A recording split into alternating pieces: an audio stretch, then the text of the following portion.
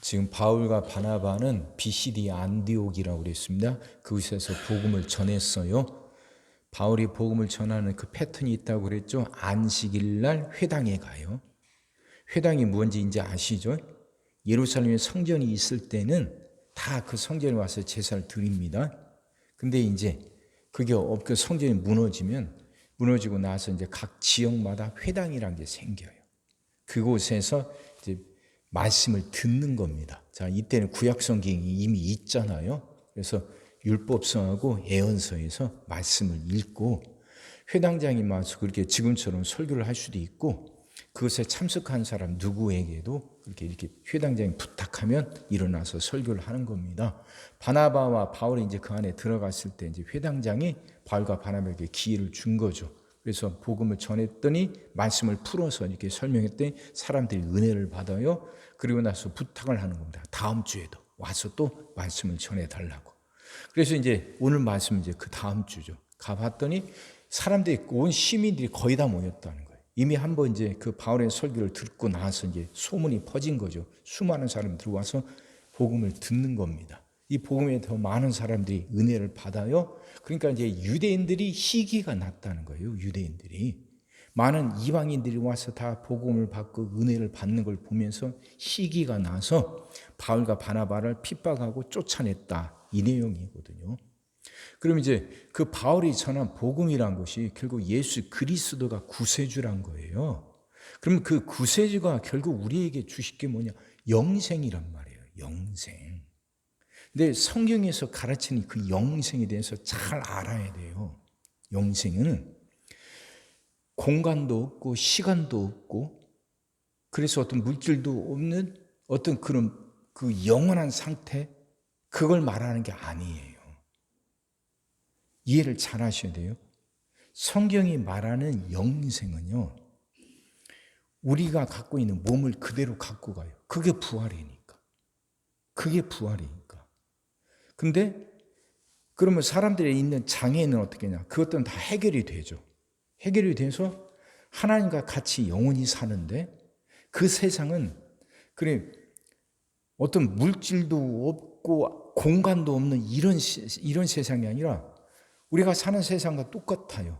똑같은데 세상을 뒤덮고 있는 어둠, 죽음의 그림자 이것들이 사라진 상태예요.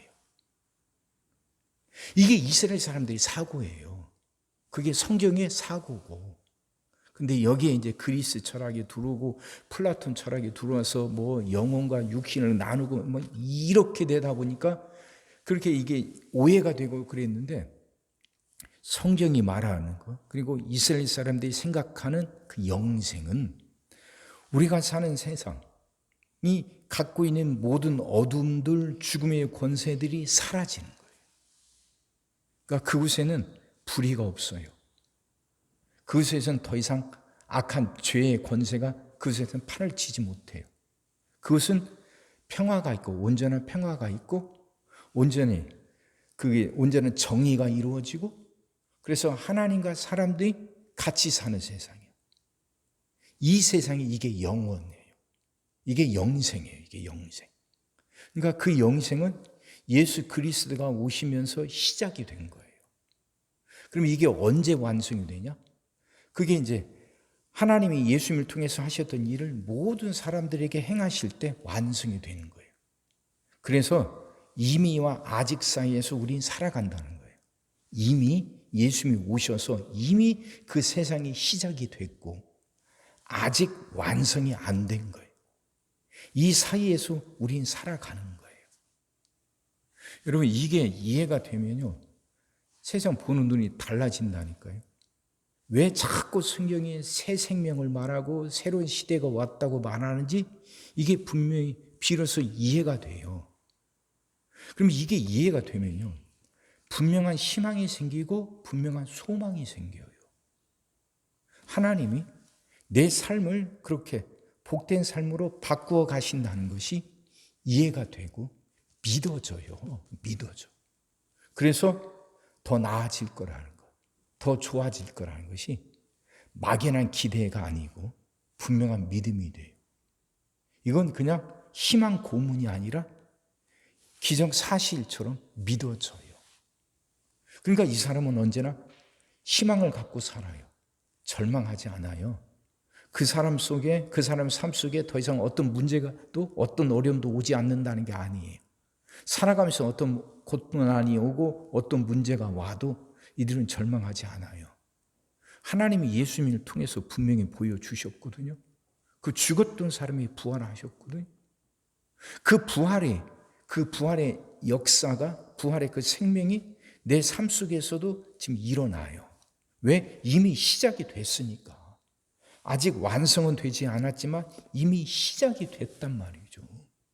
그러니까 그 하나님의 역사가 내 삶 속에서도 일어난다는 게 믿어지는 거예요. 그 믿음이 있으니까 고난 앞에서도 절망하지 않아요. 원망하지 않고 불평하지 않아요. 막연한 기대, 희망 고문이 아니라 분명한 확신이에요. 분명한 믿음 갖고 오늘 자기에게 주어진 일에 최선을 다하며 살아가는 거예요. 이게 바울이 계속해서 하는 말이에요. 부활이 설교의 핵심이 이거예요. 그러니까 이게 결국은 복음의 핵심이고요. 이걸 내가 깨닫고 가는 거예요. 이게 분명히 이해가 되고 분명히 믿어지는 거예요. 거기서 힘이 나와요. 거기서 역사가 일어나는 거예요. 근데 이게 처음에 이렇게 믿어지지가 않죠. 왜? 우린 나름대로 자기 생각이 있고 자기 지식이 있고 자기 경험이 있어요. 자기가 여지껏 붙잡아 왔고 여지껏 이게 옳다고 믿어왔던 것들이 있거든요. 근데 이것들과 하나님 주신 말씀 복음이 부딪힌단 말이에요. 그러잖아요. 쉽게 이해가 안 되잖아요. 쉽게 이해가 안 되죠. 그러니까 사람들이 이걸 뱉어내요. 이해가 안 되니까 뱉어내요. 그래서 그 은혜의 세계 속에 들어가지 못하는 거예요. 그 은혜를 체험하지 못하고 살아가는 거예요. 그냥 여전히 말이 그냥 하늘에서 맴도는 말 같고 허황된 말 같고 그래서 현실감 있게 와 닿지를 않아요. 이게 아픔이죠. 근데 이 말씀이 깨달아지고 믿어지면 자기가 깨져야 되거든요. 자기가 깨진다는 건 다른 거 아니에요. 자신의 연약함, 자신의 무능, 자신의 어리석음을 인정하고 하나님 앞에 무릎 꿇는 거예요. 그렇게 무릎 꿇는 거예요. 그리고 나면 그 성령님이 역사하셔요. 그래서 이 말씀이 깨달아지고 그 은혜의 세계 속에 들어가거든요. 근데 이제 그 사건이 한 번 있다고 사람들이 완전히 그렇게 달라지는 건 아니에요. 여전히 우리는 세상 속에서 살다 보니까 그 세상 것들이 계속 우리를 흔들어대요. 그러니까 끊임없는 기도가 필요한 것이고 그래서 계속해서 말씀을 들어야 하는 거예요. 날마다 자신을 씻듯이 마치 발을 씻듯이 자기를 그렇게 말씀에 자기를 맞추어 가는 것이고 말씀을 자꾸 자기 안에 담는 거예요. 담고 또 담고 또 담아서 그 인간적인 생각들이 그것들이 올라오지 못하도록 그래서 그 영혼의 세계, 그 은혜의 세계 속에 더 깊이 들어가도록 그렇게 하나님 붙잡고 나가는 거죠. 자, 이 이야기인데 이것이 이방인들에게 얼마나 그게 큰 복음으로 들렸겠어요. 큰 복음으로 들리고 다들 기뻐하죠. 이런 세계가 있다는 거 알게 되니까. 근데 그들을 보면서 유대인들은 화가 나는 거예요. 왜 그러냐면 자기들은 그 하나님 붙잡고 산다고 이방인들로부터 많은 핍박을 받고 많은 어려움을 받아왔단 말이에요. 전에 설명드렸죠. 솔로몬 죽고 나라가 둘로 갈라지고 북쪽 망하고 남쪽 망하고 그러면서 계속 외세, 이방인들 위해서 계속 시달림 당해왔거든요. 한 번도 자기 나라를 세워보지 못했어요. 페르시아의 밑에서 그랬지, 알렉산더 이런 그 헬라 제국에서 그랬지, 그리고 난 다음에 또 노마에서 또 그렇게 괴롭힘 당하지. 이러다 보니까 이들 안에는 그 외세에 대한 불만들이 그들 많죠. 그 많은 어려움 속에서도 그들이 그래도 사라지지 않고 존재할 수 있었던 건 하나님에 대한 신앙, 그거였거든요. 다시 하나님이 그 메시아를 보내주신다는 믿음, 이거 하나로 버텨왔거든요. 근데 그 이방인들이 그 메시아를 통해서 은혜를 받고 그들이 구원을 받는단 말이에요. 자기들한테 자신들을 유대인들을 괴롭혔던 그 이방인들이 유대인들에게 미안하다고 사과 한마디 않고 그렇게 복음을 들어서 그들도 구원받는다니까 유대인들이 이해가 안 되는 거예요. 그러니 그들 안에서 의분이 일어나고 그들 안에서 그게 이 분노들이 일어나는 거죠. 그러니까 바울을 핍박하고 바나바를 핍박하는 거예요. 결국 그들도 이제 깨달아 가게 될 겁니다. 그 복음의 문이 이제는 모두에게 열렸다고. 모두에게 열리고 모두가 그 안에 들어오게 된다. 자, 제가 지금 말씀드린 건 왜 이렇게 유대인들이 바울을 계속해서 핍박하는가, 지금 그 이유를 설명하는 거예요. 하나님이 이제 그 복음의 구원이 유대인만이 아닌 이방인에게도 열렸고 그들마저도 포함한다는 것. 아직 깨닫지 못하니까. 자기들은 고통당해 왔는데 이방인들은 그 고통 없이 구원받는 것 같으니까. 이게 받아들이지 않고 그래서 그것 때문에 분노하고 이런단 말이죠. 결국 그들도 깨닫게 될 겁니다. 이게 하나님의 뜻이고 하나님의 역사니까. 자, 오늘 제가 드린 말씀을 처음에 잘 이해가 안 돼도요, 이걸 잘 가슴에 품고 잘 새겨보세요. 잘 생각해보세요. 영생 구원이 뭔가? 영생 구원은 우리가 죽어서 가는 하늘나라에서 시작되는 게 아니에요. 그게 아니에요. 이 땅에서부터 시작이 돼요. 그래서 우리는 이미와 아직 사이에 살아가고 있다니까. 예수님의 부활을 통해서 새로운 역사가 시작이 됐어요. 이미 시작이 됐어요. 아직 완성은 되지 않았지만 우린 그 시작이 된 그 가운데에서 그 시대에서 그 속에서 우리 지금 살아가는 거예요. 그러니까 하나님의 역사가 이제 내 삶 속에서 시작이 된단 말이에요. 새로운 역사가 시작이 돼요. 단순한 희망 고문이 아니에요. 이건 분명한 사실이에요. 하나님 내 삶을 고치셔요. 복되게 만들어 가셔요. 이건 내 환상도 아니고 내 욕심도 아니고 그래서 정말 이건 희망 고문이 아니라니까요. 이게 말씀이 가르쳐주는 분명한 사실이에요. 이게 분명히 깨달아질 때 사라지지 않는 희망, 꺾이지 않는 용기, 이게 생겨요. 그래서 정말 하나님 뜻을 찾아야 되고 그 뜻을 이루고 그 말씀을 지키며 살아가야 되는 거예요. 그렇게 살아가겠다는 그 열망이 생기는 거예요. 열망이. 이 새로운 세상은 내 욕심껏 내 욕망을 다 채우면서 살아가는 세상이 아니에요. 그게 아니라 하나님의 뜻을 이루어가는 것이거든요. 근데 그 하나님의 뜻은 내가 생육하고 번성하고 정복하고 다스리며 살아가는 거예요. 하나님 내 삶을 그렇게 이끌어 가셔요. 근데 하나님이 내 삶을 그렇게 이끌어 가시도록 내가 해야 하는 것은 하나님의 뜻을 따라가는 거예요. 그래서 모든 선택의 기준이 하나님이 되도록 그렇게 나를 쳐서 복종시키고 나를 다듬어 가는 거예요. 그렇게 살아갈 때 하나님의 뜻대로 내 삶에 풍성한 삶이 되고 주변 환경에 휘둘리지 않는 주도적인 삶으로 변해가요. 그러니까 결국은 좋아질 거라고. 결국은 나아질 거라는 것이 분명하게 믿어지는 거예요. 이 믿음이 있어야 끝까지 기도하죠. 이 믿음이 있어야 흔들림 없이 기도하지.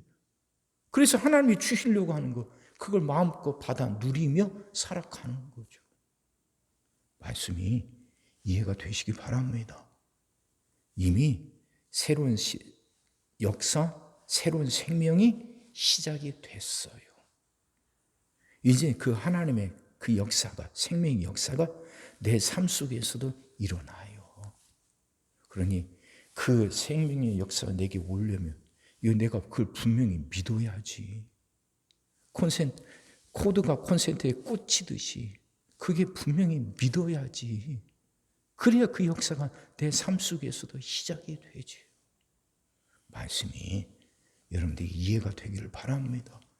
말씀이 살아 역사하기를 바랍니다. 그래서 정말 이 은혜의 세계, 이 새로운 생명의 역사, 그걸 마음껏 누리며 복되게 살아가는 여러분 다 되시기를 주의 이름으로 축원합니다. 기도하겠습니다. 사랑의 주님, 말씀이 이해가 되게 하시고 깨달아지게 하시고 은혜가 되게 하여 주옵소서. 우리의 삶을 복되게 만들려고 하시는 하나님의 그 계획, 그 하나님의 뜻이 이미 시작이 됐고 그 하나님의 역사가 이미 시작이 됐다는 걸 이제 분명히 깨달아 알게 하여 주옵소서. 우리가 그 은혜의 세계 속에 들어갈 수 있는 길이 열렸음을 알게 하여 주시사 이제 온 마음 다하여 그 하나님 사랑하게 하여 주옵시고 하나님의 뜻을 따를 수 있게 하여 주옵소서. 이제 내 삶의 기준이 내가 아니라 하나님이 되게 하여 주옵소서. 하나님이 원하시는 것, 하나님이 기뻐하시는 것을 우리가 선택하고 그걸 따르며 살아가게 하여 주옵소서. 그럴 때 우리 삶 속에 그 하나님의 새 생명의 역사가 시작이 된다는 걸 알게 하여 주옵소서. 영원히 꺾이지 않는 희망, 그래서 하나님의 곧 결국은 좋게 만드시고 하나님이 결국은 나아지게 하실 거란 분명한 믿음이 우리 안에 있게 하시사 그 믿음 갖고 힘있고 복되게 살아가게 하여 주시옵소서.